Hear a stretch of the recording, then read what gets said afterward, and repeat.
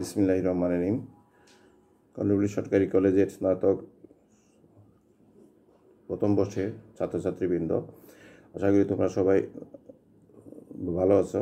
তোমাদের প্রত্যেককে শুভেচ্ছা জানিয়ে আমি আমার ক্লাস শুরু করছি। আজকে আমি তোমাদের সাথে দর্শন দ্বিতীয় পত্র এর তৃতীয় যে অধ্যায়, এই অধ্যায় নিয়ে তোমাদের ক্লাস করব। সেই অধ্যায়টার নাম হলো আদর্শনিষ্ঠ নীতিবিদ্যা, পরানীতিবিদ্যা এবং ব্যবহারিক নীতিবিদ্যা। তো এটি আদর্শনিষ্ঠ নীতিবিদ্যা, পরানীতিবিদ্যা এবং ব্যবহারিক নীতিবিদ্যা অতি সংক্ষিপ্ত প্রশ্ন নিয়ে আমি তোমাদের ক্লাস করব আজকে। এখানে আমি মোটামুটি তোমাদের সবসময় বলে থাকি যে অতি সংক্ষিপ্ত প্রশ্নটা তোমরা বেশি করে পড়তে হবে, মেইন বইটা পড়তে হবে, তাহলে মেইন বই থেকে তোমাদের অতি সংক্ষিপ্ত প্রশ্নটা তোমরা সহজে আনসার করতে পারবে। আচ্ছা, এখানে প্রথম আমি একটি তোমাদের প্রশ্ন বলছি যে নীতিবিদ্যার আদর্শিক ভিত্তি কী? নীতিবিদ্যার আদর্শিক ভিত্তি কী? তাহলে আমরা বলবো নীতিবিদ্যার আদর্শিক ভিত্তি হলো সমাজ। নীতিবিদ্যার আদর্শিক ভিত্তি হলো সমাজ। আমি আবার বলছি, নীতিবিদ্যার আদর্শিক ভিত্তি হলো সমাজ। আচ্ছা, তারপরে তোমাদের আমি বলছি যে নীতিবিদ্যার আদর্শিক ভিত্তি হলো সমাজ। তারপরে বস্তুনিষ্ঠ বিজ্ঞানের কাজ কী? বস্তুনিষ্ঠ বিজ্ঞানের কাজ কী? বস্তুনিষ্ঠ বিজ্ঞান পরীক্ষণ ও পর্যবেক্ষণের মাধ্যমে কার্যকরণ সম্পর্ক আবিষ্কার করে থাকে। আমরা কার্যকরণ সম্পর্ক কী সেটা তোমরা যারা ইন্টারমিডিয়েট যুক্তিবিদ্যা ছিল তারা নিশ্চয়ই এই সম্পর্কে তোমাদের ভালো একটা ধারণা আছে যে পৃথিবীতে যত ঘটনা ঘটুক না কেন তার একটি কার্যকরণ সম্পর্ক থাকবে। কার্যকরণ সম্পর্ক ছাড়া এই পৃথিবীতে কোনো কিছুই ঘটতে পারে না। পৃথিবী যত কিছুই ঘটুক তার পিছনে কোনো না কোনো কারণ থাকবে, কারণটা আগে কার্যটা পরে, কারণের সহযোগিতা একটি কার্য সংঘটিত হয়। তাহলে এই বস্তুনিষ্ঠ বিজ্ঞানের কাজ হলো বস্তুনিষ্ঠ বিজ্ঞান পরীক্ষণ ও পর্যবেক্ষণের মাধ্যমে কার্যকরণ সম্পর্ক আবিষ্কার করে থাকে। আমি আবার বলছি, বস্তুনিষ্ঠ বিজ্ঞান পরীক্ষণ ও পর্যবেক্ষণের মাধ্যমে কার্যকরণ সম্পর্ক আবিষ্কার করে থাকে। তারপরে আমরা বলবো যে আমাদের মানব অভিজ্ঞতা জগতে কয় ধরনের আদর্শ কাজ করে এবং সেগুলো কি কি? মোস্ট ইম্পর্টেন্ট কোশ্চেন, তোমাদের খুব ইম্পর্টেন্ট একটি কোশ্চেন যে আমাদের মানব অভিজ্ঞতার জগতে কয় ধরনের আদর্শ কাজ করে এবং সেগুলো কি কি? আমাদের মানব অভিজ্ঞতার জগতে 3 ধরনের আদর্শ কাজ করে, সেটি হলো সত্য, সুন্দর এবং শুভ। সত্য, সৌন্দর্য ও শুভ, বা সত্য, সুন্দর এবং শুভ। মোস্ট ইম্পর্ট্যান্ট, এটি হলো প্রত্যেক মানুষের আদর্শ হওয়া উচিত, সত্য, সৌন্দর্য এবং শুভ। এখন সত্যটা কি? সত্যটা হলো জ্ঞানমূলক একটি আদর্শ। মানে এখন যদি বলা হয় যে বলতে হবে যে স্যার সত্য কি? সত্য হলো জ্ঞানমূলক আদর্শ। সত্য হলো কি? জ্ঞানমূলক আদর্শ। আচ্ছা, তারপরে আমরা দেখি যে আদর্শনিষ্ঠ বিজ্ঞান কোন বিজ্ঞান থেকে পৃথক? আদর্শনিষ্ঠ বিজ্ঞান কোন বিজ্ঞান থেকে পৃথক? আদর্শনিষ্ঠ বিজ্ঞান ব্যবহারিক বিজ্ঞান থেকে পৃথক। আদর্শনিষ্ঠ বিজ্ঞান ব্যবহারিক বিজ্ঞান থেকে পৃথক। আমি আবার বলছি যে আদর্শনিষ্ঠ বিজ্ঞান কোন বিজ্ঞান থেকে পৃথক? আমি বলবো এটি যে আদর্শনিষ্ঠ বিজ্ঞান ব্যবহারিক বিজ্ঞান থেকে পৃথক। আমি আবার বলছি যে আদর্শনিষ্ঠ বিজ্ঞান ব্যবহারিক বিজ্ঞান থেকে পৃথক। আচ্ছা, তারপরে আমরা দেখব যে এই পরানীতিবিদ্যার আওতাভুক্ত বিষয়গুলো কী কী? পরানীতিবিদ্যার আওতাভুক্ত বিষয়গুলো কী কী? সেটি হলো পরানীতিবিদ্যার আওতাভুক্ত বিষয়গুলো হলো প্রকৃতিবাদ, আবেগবাদ, ব্যবস্থাবাদ, বর্ণনাবাদ ইত্যাদি। আরও এই ধরনের কিছু থিওরি আমাদের যে নীতিবিদ্যা সেখানে আছে। আচ্ছা, এখন ব্যবহারিক যে নীতিবিদ্যা এর মূল উদ্দেশ্য কী? ব্যবহারিক যে নীতিবিদ্যা এর মূল উদ্দেশ্য কী? ব্যবহারিক নীতিবিদ্যার মূল উদ্দেশ্য হচ্ছে সাধারণ নৈতিক নিয়মাবলী সুনির্দিষ্ট ব্যাখ্যা ও বিশ্লেষণের মাধ্যমে আমাদের বাস্তব জীবনে যাবতীয় দায়িত্ব কর্তব্য পালনের ক্ষেত্রে আমাদের যাবতীয় দ্বন্দ্ব এবং সংঘাত নিরসন করা। আচ্ছা, অর্থাৎ ব্যবহারিক নীতিবিদ্যার উদ্দেশ্য হলো আমাদের জীবনে যাবতীয় দায়িত্ব কর্তব্য পালন করতে গিয়ে আমাদের যে যে আমাদের মনে বা আমাদের পারিবারিক ক্ষেত্রে যে সৃষ্ট যে যাবতীয় দ্বন্দ্ব এবং সংঘাত এগুলি কীভাবে নিরসন করা যায় এবং কি নীতি বা মানদণ্ড অনুসারে কাজ করলে এই ধরনের দ্বন্দ্ব এবং সংঘাত নিরসন করা যায় সেদিকে খেয়াল রাখা। আচ্ছা, তাহলে আমরা এটা আমরা দেখলাম। নীতিশাস্ত্র কোন ধরনের বিজ্ঞান? নীতিশাস্ত্র কোন ধরনের বিজ্ঞান? আমরা বলবো নীতিশাস্ত্র আদর্শনিষ্ঠ বিজ্ঞান। নীতিশাস্ত্র আদর্শনিষ্ঠ বিজ্ঞান। আচ্ছা, তারপরে নীতিশাস্ত্র আমাদের জীবনে কি কি ব্যাখ্যা করে? নীতিশাস্ত্র আমাদের জীবনে শ্রেয় প্রেয় পরম কল্যাণের স্বরূপ ব্যাখ্যা করে। আচ্ছা, তাহলে আমরা এগুলি দেখলাম। আমরা এই চ্যাপ্টারে তেমন বেশি ইম্পর্টেন্ট আমাদের এগুলো এখন কোথাও আমি এখানে যতগুলি তোমাদেরকে পড়িয়েছি এগুলি তোমরা একটু তো পড়বে অবশ্যই, তারপরে মেইন বইটা পড়লে আরও কিছু ক্লিয়ার হবে। আমি তারপরে যে এই চ্যাপ্টারটা যেটা এখানে পরবর্তী যে চ্যাপ্টার আছে আমাদের অধ্যায় 5-এ ঐচ্ছিক অনৈচ্ছিক এবং নৈতিক অনৈতিক এবং নৈতিকতা নিরপেক্ষ যে ক্রিয়া, এই চ্যাপ্টারের 5ম অধ্যায়। এখানে কতগুলি মোস্ট ইম্পর্টেন্ট আমাদের কতগুলি কোশ্চেন আছে আমাদের অতি সংগত। আমি শুধু তোমাদের কোশ্চেনগুলো একটু বলি, তোমরা কোশ্চেনগুলো একটু লিখো। এখানে অনেকগুলি কোশ্চেন আছে, এই কোশ্চেনগুলো তোমরা মেইন বই পড়ে তোমাদের এখান থেকে আনসারগুলি লিখবে। আর পরবর্তী সময় যদি কোনো সমস্যা হয় সেটি আমি কলেজ খুললে আমাদের ক্লাসে আমাকে বলবে, আমি ক্লাসে উত্তর বলে দেব।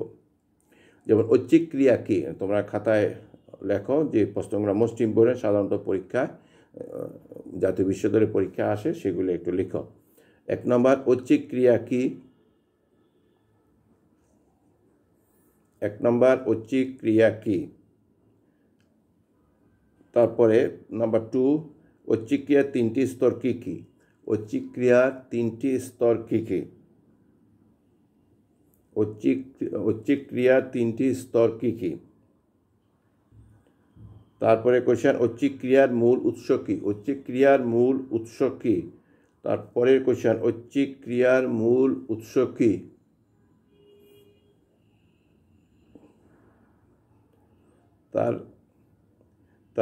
তারপরের কোশ্চেন ঐচ্ছিক ক্রিয়ার মূল উৎস কী?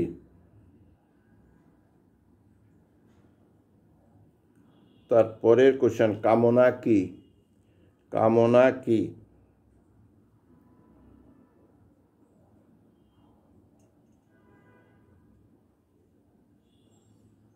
কামনা কী? তারপরের কোশ্চেন কামনার 3টি উপাদান কী কী? কামনার 3টি উপাদান কী কী?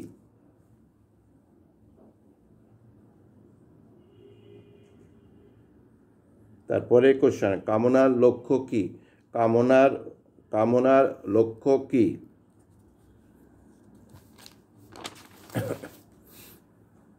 পরের কোশ্চেন উদ্দেশ্য কী? পরের কোশ্চেন উদ্দেশ্য কী?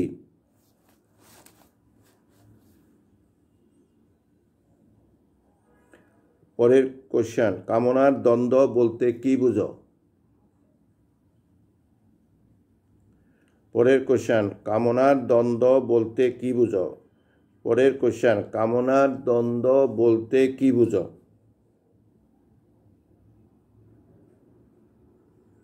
তারপরের কোশ্চেন নৈতিক ক্রিয়া কী? নৈতিক ক্রিয়া কী? পরের কোশ্চেন কি বললাম? নৈতিক ক্রিয়া কী? পরের কোশ্চেন কি বললাম? নৈতিক ক্রিয়া কী?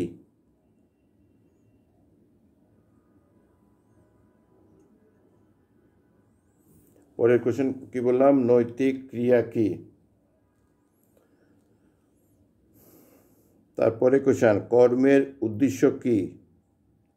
কর্মের উদ্দেশ্য কী? কর্মের উদ্দেশ্য কি?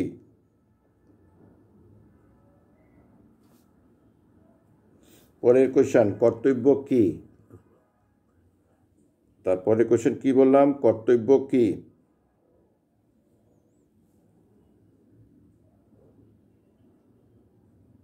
পরের কোশ্চেন, মোস্ট ইম্পর্টেন্ট কোশ্চেন, উদ্দেশ্য ও অভিপ্রায়ের মধ্যে পার্থক্য কি? উদ্দেশ্য ও অভিপ্রায়ের মধ্যে পার্থক্য কি?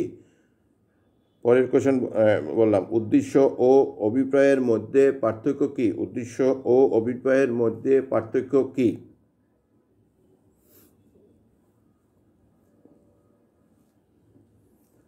তারপরে হলো ক্রিয়ার উৎস কয়টি ও কি কি? ক্রিয়ার উৎস কয়টি ও কি কি? আমি আবার বলছি, ক্রিয়ার উৎস কয়টি ও কি কি? ক্রিয়ার উৎস কয়টি ও কি কি?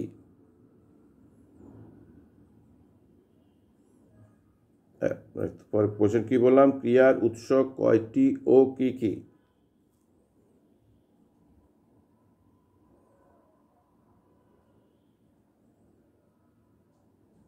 তারপরের কোশ্চেন, ঐচ্ছিক ক্রিয়া কি? তারপরের কোশ্চেন কি বললাম, ঐচ্ছিক ক্রিয়া কি? পরের কোশ্চেন, ঐচ্ছিক ক্রিয়ার স্তরগুলো কি কি? ঐচ্ছিক ক্রিয়ার স্তরগুলো ঐচ্ছিক ক্রিয়ার স্তরগুলো কি কি? ঐচ্ছিক ক্রিয়ার স্তরগুলো কি কি?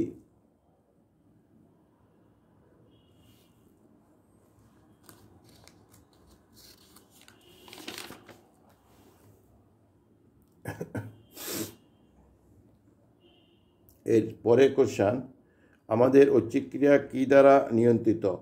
আমাদের ঐচ্ছিক ক্রিয়া কি দ্বারা নিয়ন্ত্রিত?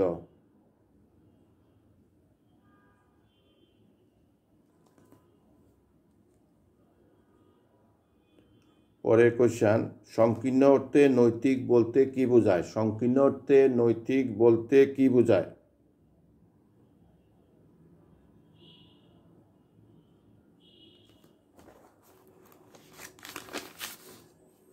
তারপরের কোশ্চেন, অধিকার কি?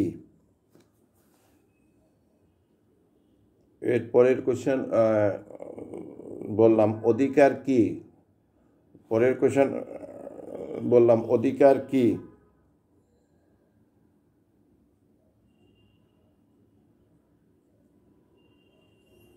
আচ্ছা, এর পরের কোশ্চেন, ঐচ্ছিক ক্রিয়ার পুনরাবৃত্তির মাধ্যমে কি গঠিত হয়? ঐচ্ছিক ক্রিয়া পুনরাবৃত্তির মাধ্যমে কি গঠিত হয়? পরের কোশ্চেন বললাম, ঐচ্ছিক ক্রিয়া পুনরাবৃত্তির মাধ্যমে কি গঠিত হয়?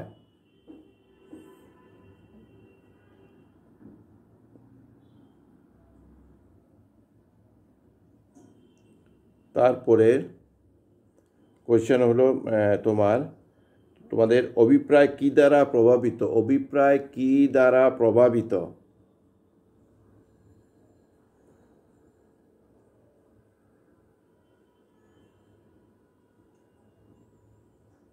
পরের কোশ্চেন, উদ্দেশ্য সম্বন্ধে ম্যাকেঞ্জির মত কি? উদ্দেশ্য সম্বন্ধে ম্যাকেঞ্জির মত কি? পরের কোশ্চেন বলি যে উদ্দেশ্য সম্বন্ধে ম্যাকেঞ্জির মত কি?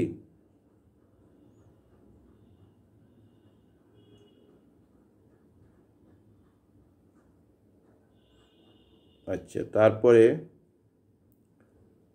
কোশ্চেন, নীতি মানুষের কি সম্পর্কে আলোচনা করে? পরের কোশ্চেন বলি, ঐচ্ছিক নীতি মানুষের কি সম্পর্কে আলোচনা করে?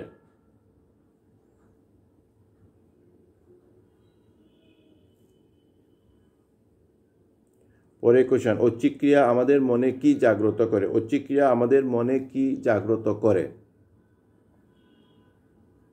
ঐচ্ছিক ক্রিয়া আমাদের মনে কি জাগ্রত করে?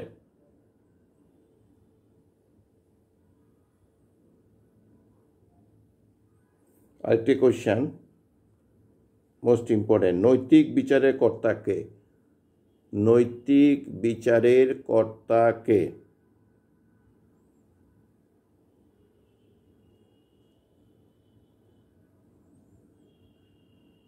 আচ্ছা, তারপরে আমরা এখানে দেখলাম যে নৈতিক বিচারের কর্তাকে, এই কোশ্চেনটা প্রায় আমাদের পরীক্ষায় আসে। তোমার উত্তর হবে বুদ্ধিদীপ্ত মন বা বিবেকই নৈতিক বিচারের কর্তা। এটা উত্তরটা আমি বলে দিচ্ছি, যেহেতু এটা আমাদের পরীক্ষায় আসে, স্টুডেন্টরা এটা কম উত্তরে। নৈতিক বিচারের কর্তা হলো বুদ্ধিদীপ্ত মন বা বিবেক। বুদ্ধিদীপ্ত মন বা বিবেক অর্থাৎ আল্লাহ তাআলা আমাদেরকে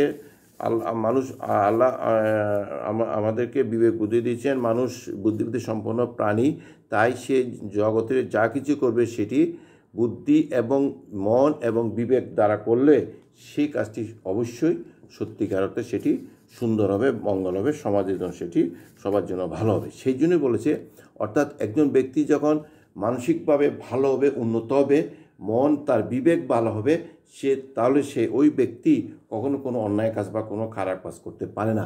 তাহলে আমরা যদি প্রত্যেকে দায়িত্ব এবং কর্তব্য সম্পর্কে সচেতন হয়ে আমরা এবং বিবেক তাড়িত হয়ে এবং বুদ্ধিদীপ্ত হয়ে এবং বুদ্ধিদীপ্ত মন দিয়ে যদি কাজটি করি, তাহলে সেই কাজটি অবশ্যই সঠিক হবে এবং এর ফলে সমাজ, রাষ্ট্র তথা পরিবার উপকৃত হবে, কেউ ক্ষতিগ্রস্ত হবে না। কিন্তু আমরা দেখি আল্লাহ তাআলা আমাদের বিচার বুদ্ধি দিয়েছেন, বিচার করার ক্ষমতা দিয়েছেন, বিবেক দিয়েছেন। আমি যদি কি কাজ করার আগে আমার বিবেককে প্রশ্ন করি, বিবেকের কাছে যাই, তাহলে বিবেক আমাকে বলে দেবে যে এই কাজটি কি ভালো কি মন্দ।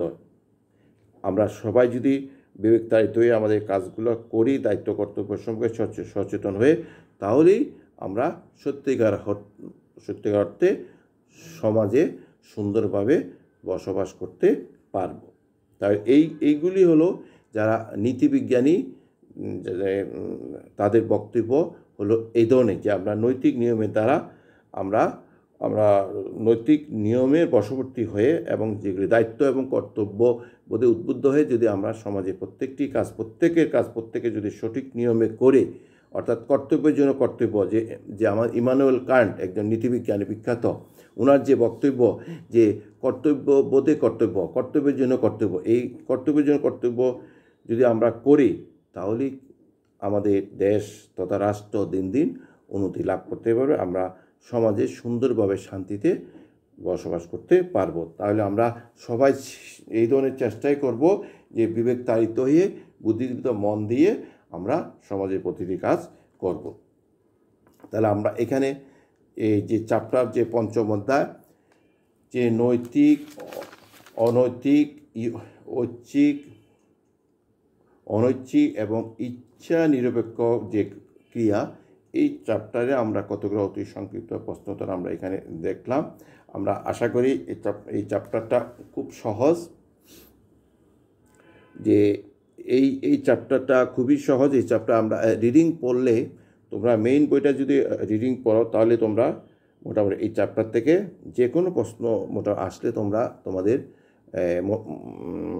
প্রশ্নের উত্তরটা উত্তরটা করতে পারবে। কারণ এগুলি হলো আমাদের সমাজ, আমাদের নৈতিক নিয়মের সাথে এগুলি সামঞ্জস্যপূর্ণ, অতএব সেগুলি আমরা আনসার করতে পারবো। অর্থাৎ সমাজে বাস করতে গেলে আমাদের কতগুলো দায়িত্ব, কর্তব্য, নীতি আছে, নৈতিকতা আছে, এইগুলি নিয়ে হলো আমাদের হলো অধ্যায় 5। অর্থাৎ কোন কাজটি করা উচিত, কোনটি করা উচিত নয়, কোনটি ন্যায়, কোনটা অন্যায়, কোনটি অনুচিত, কোনটি উচিত, এটি হলো এখানের এই চ্যাপ্টারের মূল বৈশিষ্ট্য। অতএব আমরা মেইন যে চ্যাপ্টার, আমরা যদি সেই চ্যাপ্টারটা একটু ভালো করে দেখি, রিডিং পড়ি, তাহলে আমরা এই চ্যাপ্টার থেকে আমরা যে কোনো অতি সংক্ষিপ্ত প্রশ্ন উত্তর আসুক বা ব্রড কোয়েশ্চেন আসুক বা সংক্ষিপ্ত প্রশ্ন আসুক, আমরা মোটামুটি আমি মনে করি যেখান থেকে আমাদের স্টুডেন্টরা আনসার করতে পারবে। তো তোমাদের কাছে আমি আবারও বলছি, তোমরা মেইন বইটা পড়বে, টেক্সট বইটা পড়বে। আমি আমার যতটুকু করা দরকার, সংক্ষিপ্ত প্রশ্ন এবং ব্রড কোয়েশ্চেন, ওগুলো আমি সাজেশান দিয়ে দেবো। আর প্রতি চ্যাপ্টার শেষ করার সাথে সাথে তোমাদের অতি সংক্ষিপ্ত প্রশ্নগুলো আমি একটু বিস্তারিতভাবে তোমাদের ক্লাস নিব, তোমাদের উত্তরসহ বলে দেব। আর তোমাদের কাজ হলো তোমরা মেইন বইটা পড়বে। কারণ আমি তোমাদের হয়তো 10টি, 20টি, 30টি অতি সংক্ষিপ্ত দেবো, কিন্তু ওগুলি যে আসবে এমন আসার সম্ভাবনা থাকে। তারপর তোমরা মেইন বইটা পড়লে জিনিসটা আর একটু ক্লিয়ার হবে, আর একটু তোমার জন্য রিস্ক কম হয়ে যাবে, সম্ভাবনা বেশি থাকবে কমন পড়া। তো তোমরা এগুলি পড়বে। আমাদের কলেজ খুললে, এখন তো করোনাকালীন কলেজ বন্ধ, কলেজ খুললে তোমরা অবশ্যই কলেজে স্বাস্থ্যবিধি মেনে প্রতিদিন আসবে, ক্লাস করবে, প্রত্যেকটা স্যার ম্যামের ক্লাস করবে। এবং তোমাদেরকে আবারও আমি অনুরোধ করি, তোমরা যে কোনো অবস্থাতেই ক্লাস মিস করবে না, এবং যার যে বিষয়ে সমস্যা থাকবে বা আছে, সেটি অবশ্যই তোমাদের স্যারদের সাথে ম্যামদের সাথে আলোচনা করে সেটি ক্লিয়ার করে নেবে, নোট করে নিবে, প্রশ্ন শিখবে। তোমাদের ইনকোর্স পরীক্ষার ডেট যখন দেবে, ইনকোর্স পরীক্ষার ডেট দেবে, সময় মতো পরীক্ষা দেবে। তোমাদের আবারও বলছি, ইনকোর্স পরীক্ষা যদি না দাও তাহলে বোর্ড পরীক্ষা অর্থাৎ ফাইনাল পরীক্ষা দিতে পারবে না, আর দিলেও সেটি কোনো লাভ হবে না, তোমাদের ফেল আসবে। অতএব আমি আবারও বলছি, আমাদের এই দ্বিতীয় অধ্যায় দর্শন দ্বিতীয় পত্রের চ্যাপ্টারও কম আছে, এবং সবচেয়ে সহজ হলো আমাদের দর্শন দ্বিতীয় পত্র, যাকে আমরা বলি নীতিবিদ্যা। তাহলে এই নীতিবিদ্যা প্রত্যেকটি চ্যাপ্টার সহজ, ভালো করে পড়বে, রিডিং পড়বে, প্রশ্নগুলো আমি যেগুলি দিচ্ছি সেগুলি নোট করে শিখবে, প্রয়োজনে অবশ্যই আমাদের সাথে কথা বলবে। তোমরা বাড়িতে যতক্ষণ অবস্থান করবে স্বাস্থ্যবিধি মেনে চলবে, কলেজে স্বাস্থ্যবিধি মেনে কলেজে আসবে, ক্লাস করবে, আর কোনো সমস্যা থাকলে আমাদেরকে বলবে। তোমাদের প্রত্যেকের মঙ্গল কামনা করে আমি আজকের মতো ক্লাস এখানেই শেষ করছি। আল্লাহ হাফেজ।